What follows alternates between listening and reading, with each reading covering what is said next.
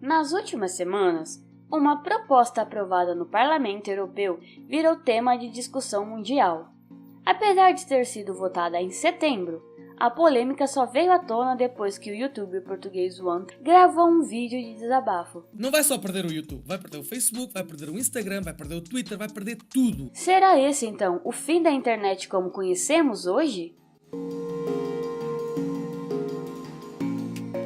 Sejam bem-vindos a mais um vídeo do canal. Se gostou, se inscreva no nosso canal e ative o sininho para receber nossas notificações. O Parlamento Europeu aprovou numa primeira fase o artigo 13, que obriga as plataformas a filtrarem todos os conteúdos para bloquear violações de direitos autorais e as responsabiliza caso algum conteúdo com violação seja publicado. Ou seja, se aparecer um material com direitos autorais em qualquer conteúdo publicado, as plataformas poderão ser processadas pelos detentores. Por exemplo, Zezinho é YouTube e decide publicar um vlog. Zezinho é fã de Star Wars e gosta muito de usar camisas com a estampa do filme.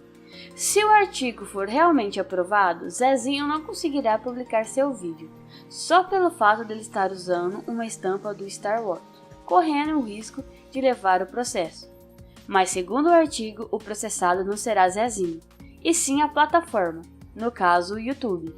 A medida determina que as plataformas online de qualquer tamanho e tipo filtrem o upload de conteúdo para reduzir a violação de direitos autorais. Neste cenário, seria praticamente inviável manter ativas na Europa muitas das plataformas existentes hoje. Grande parte dos serviços do Google, por exemplo, poderiam ser desativados. Por este motivo, alguns estão chamando a proposta de o fim da internet. Por isso, a CEO do YouTube se manifestou essa semana e afirmou, de certa forma, que se caso o artigo for aprovado, o botão de upload do YouTube será desligado em toda a Europa, pois será impossível arcar com todos os processos. Ela citou como exemplo a música Despacito, o vídeo mais visto do YouTube. Este contém diversas quebras de direitos de autor, desde a gravação do som aos direitos de distribuição. Nas regras atuais, a plataforma de música tem acordos com múltiplas entidades para licenciar e pagar pelo vídeo, sendo que alguns deles são desconhecidos. Imagine quanto um vídeo com quase 6 bilhões de acessos teria que pagar de processos.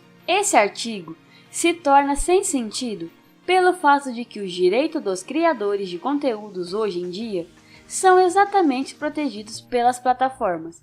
Facebook, Instagram e YouTube, por exemplo, mapeiam todos os uploads para garantir que ninguém infringe os direitos autorais de algum produtor de conteúdo. Vamos citar como exemplo e eficaz Content ID do YouTube. Proprietários de direitos autorais podem utilizar o sistema Content ID para identificar e gerenciar o conteúdo deles no YouTube com facilidade. Os vídeos enviados ao YouTube são verificados em relação ao banco de dados de arquivos enviados a nós pelos proprietários do conteúdo.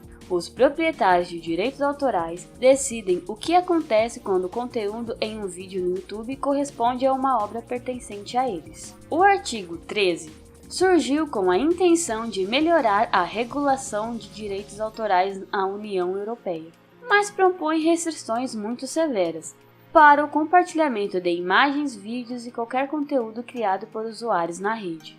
Os maiores apoiadores do artigo são os canais de televisão, jornais e a indústria da música, pois, como sabemos, é de interesse deles que a internet acabe. Resumindo tudo, o artigo 13 torna as plataformas responsáveis no momento do carregamento por qualquer violação dos direitos de autor, fazendo com que essas plataformas bloqueiem todo tipo de conteúdo na União Europeia, mudando a internet como conhecemos hoje. Conscientes das dimensões globais da questão, milhões de usuários estão usando a hashtag SaveYouInternet como forma de oposição. O próprio criador da World Wide Web, Tim Berners-Lee, avaliou a proposta como uma forma de censura e restrição da liberdade de expressão. No Brasil, o youtuber Felipe Neto se manifestou a respeito do tema e explicou em detalhes as implicações do artigo. E aí ela não processa a mim, ela processa o YouTube. o Google e ganha o processo e tem que ser indenizada pelo Google. A proposta ainda não entrou em vigor e será votada outra vez no início do ano que vem. Até lá, a previsão é que a forte manifestação contrária na internet continue e com certeza deve continuar. Será realmente esse o fim da internet na Europa? E depois, será que outros países também optarão por abraçar a lei?